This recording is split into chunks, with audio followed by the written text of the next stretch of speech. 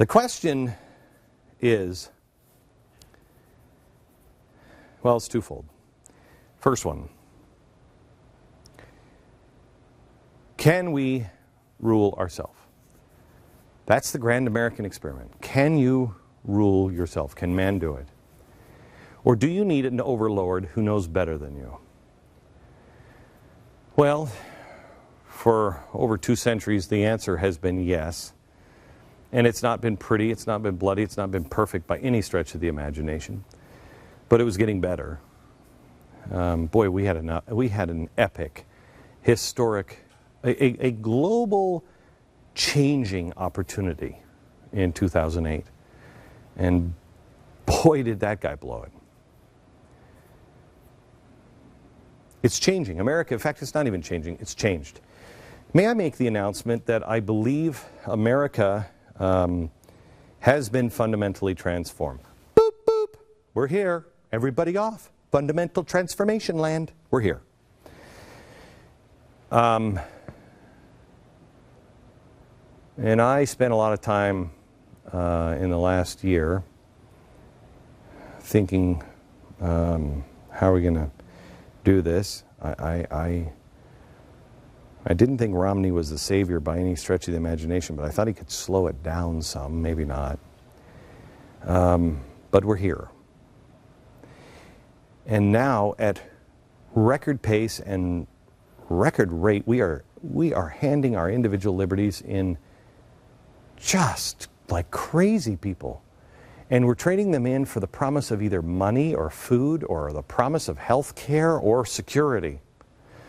After the Boston Marathon attack, once again, your rights and your rights to privacy are again on the table. This is how stupid apparently we are. Watch this. Remember, we've had 116 years of incident-free marathons, and every single year we've learned lessons from the marathon before. I am so regretful that this lesson is a tragic and bloody one, but we'll learn from this as well. What do we learn? What do we learn? More dogs? More police? More government surveillance? Is that what we're learning? Yes, progressives of both the Republican and the Democratic. I mean, Peter King, who's usually pretty good at this stuff, no, he doesn't have a problem. He doesn't have a problem. I'm going to show you two Republicans here. Don't have a problem with the digitization of America's streets. Watch this. I think we do, because I think privacy involves being in a private location. Being out in the street, there's not an expectation of privacy. Anyone can look at you, can see you, can watch what you're doing. A camera just makes it more sophisticated, but it's no different from your neighbor looking out the window at you or a police officer. Good. So here he is. Now let me go to another Republican, Rudy Giuliani. More cameras are the answer. In London, when the attack in London took place, a half block away from Liverpool Station, when the bomb went off, they caught those guys by the next day, because London is virtually a Hollywood studio. Yeah. I mean, cameras all over the place.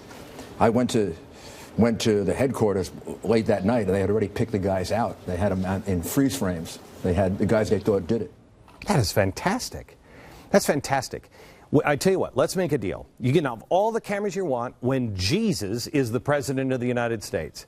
But I don't think he is, and I don't trust the Republicans or the Democrats or the independents or any man in government with access to this kind of heart-stopping surveillance. No. Can I ask you a question? Just what we have now, has it been worth the cost?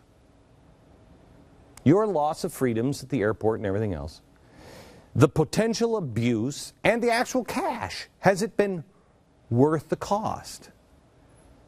We should probably ask the people who had their legs blown off on Monday. They'd probably say, no, I think I might have overspent. I think I might have given away some liberty here that really didn't help me at all. I want you to look at this logically with me. Since 9/11, the city of Boston installed over 500 security cams just in the subway system, even more on all the city buses. They put them all over the shopping districts and in the streets, including the street where the bomb went off. And pretty much every city has followed suit, but the big cities, it is surveillance city. More than 30 million surveillance cameras have been sold in the U.S. since 9/11. That's a $3.2 billion industry. And the federal government? Well, just the FBI has invested $1 billion. And they're creating this permanent recognition file on you. What? Don't worry about it. You're not doing anything wrong, right? I'm not doing anything wrong. Unless you own a gun, that might change things. Unless you're in a tea party, that could change things. Unless you're white, unless you're this, unless you're that. And if it's not white, it'll be black. And if it's not black, it'll be Hispanic. Read history. I'm sorry, I digress. Let me tell you about this great new thing from the FBI. It's the fingerprint system. We currently have an insane amount of information, but this one's on steroids. Because not only get your fingertips, but they also, along with the fingerprints, use an iris scan, face recognition, scars, tattoos, palm prints. They measure your gait while you're walking, how you move, voice recordings. The Universal Face Workstation already has 13 million of us. Now, these are the ones that are taken from criminal mug shots.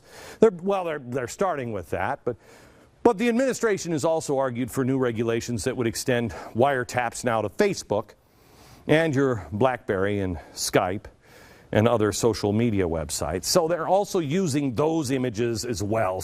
But it's only for people who are criminals or have a Facebook page. In 2010, the DHS began deploying full body scanners at airports. Those are working out great, aren't they? That's $1.2 billion per year. $400 million to develop and test fly several types of drones within the next 3 years. Those are going to be great, because then we don't have to look at the cameras. Cameras can be looking at us all the time. It's great. What? Oh, are you doing something illegal? Is that what's happening? I mean, if you're doing something illegal, well, then maybe you should be watched. The annual spending on Homeland Security is $16 billion. Every single year, that's what we spend to keep us safe, $16 billion. But it's not enough.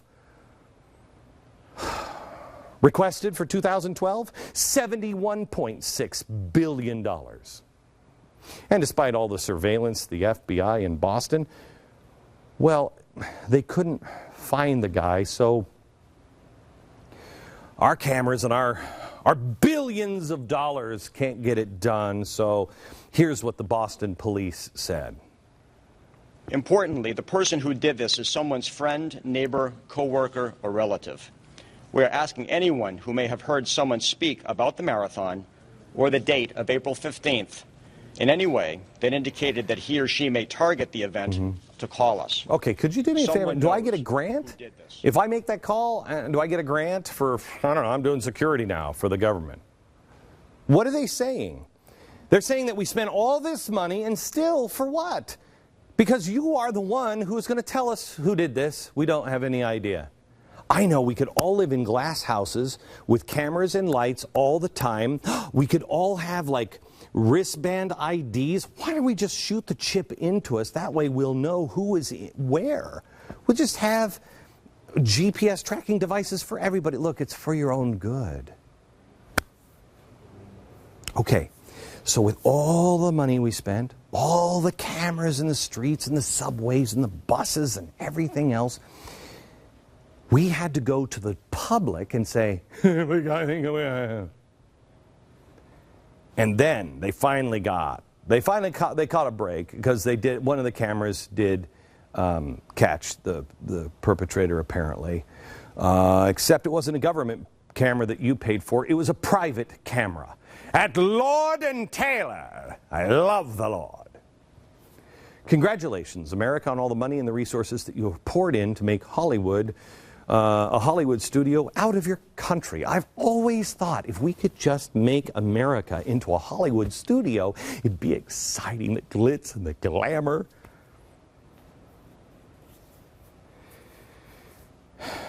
I'm sorry, I don't know how to do this show anymore. I really don't. I am really angry. I'm really angry. I'm angry because I'm going to be honest with you. The country as we know it is over. It's dead, and it's not going to go back. We tried. We rang the bell. Not enough listened, not enough believed. They still don't. They still don't. They will gladly hand their liberty over for security, and they won't get any in the end. There's no common sense anymore. We're handing, gee, it's just another great idea on reason number 778 to make your life easier to have Common Core, because they'll have all the iris scanning and all of the information on your children already. If we don't have to do anything with them, they'll grow up in it. And the media is salivating at the prospect of this being a Tea Party or a right-winger. When did we start rooting that any American would do this? The most comfortable I'm with, a foreign national. That could be a big fat German person. I mean, that's the way it always happens on TV, right? It's some old Nazi that came out of hiding. It's some Russian guy. What about that guy? A foreign national. I don't want an American citizen. I don't care if he's dark-skinned. I don't want an American citizen to be the one who blew it up. I'd like to know that we haven't lost everything in our country. How about we do this? Can we do this? Can we look into Al-Qaeda magazine where they teach how to make bombs exactly like the bomb that just went off? And it recommends that you should target sporting events? No, no, no. No, no. We're busy frisking grandma at the airport. I mean, it was in a pressure cooker. Your grandmother, do you know where she was Monday? She's been canning an awful lot. Why? The media so desperately wants it to be a homegrown terror. Am I the only one that doesn't? And I mean that is, even if it's a Muslim that is here going to a mosque in our own cities, that was born here. I don't want Americans to do that. Am I the only one? Man, we are sacrificing everything. We're taking our common sense on the altar of, I don't know what it is anymore, political correctness or money or welfare or laziness or whatever the hell it is. I don't know anymore. We're sacrificing our freedoms, one right after another. How far are we willing to go? Is anything worth it?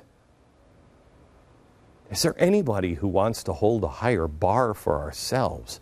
Is there anybody left that believes in the individual? Is there anybody left that believes in Americans?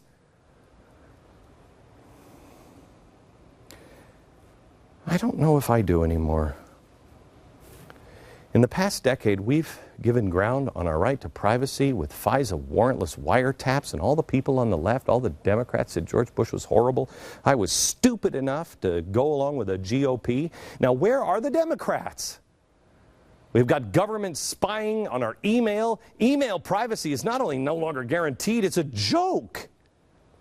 You want to travel? Well, the TSA can strip search you and grandma and feel up your kids. Oh, and you also get to stick in a ridiculous line at an airport. And if you're in the wrong city, they give you attitude, too. For the first time in American history, you're forced to purchase something, health care insurance, to be a good citizen. A citizen in good standing. Did you buy that? We're becoming property of the United States government. Why don't you just put a barcode on me?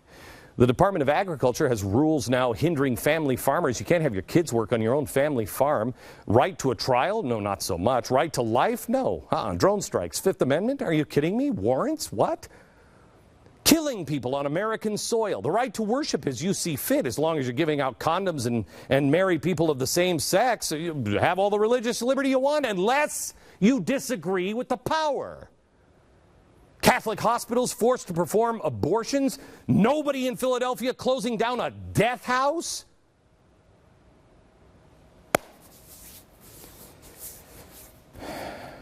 Yesterday I went and I spent time with a staff member and the mom of 3 of my staff members.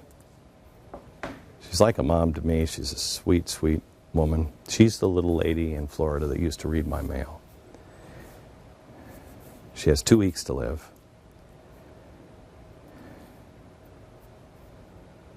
And she was saying, what did I accomplish in my life? And I, listening to her talk yesterday, and I thought, what have I accomplished in my life?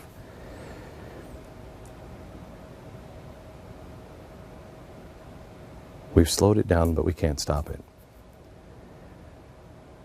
So, Lord, what the hell do you want me to do?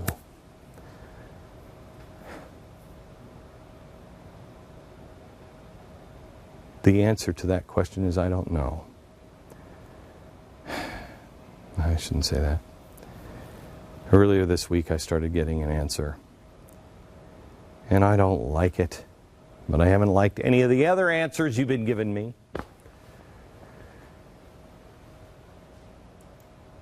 But I go back into that answer next.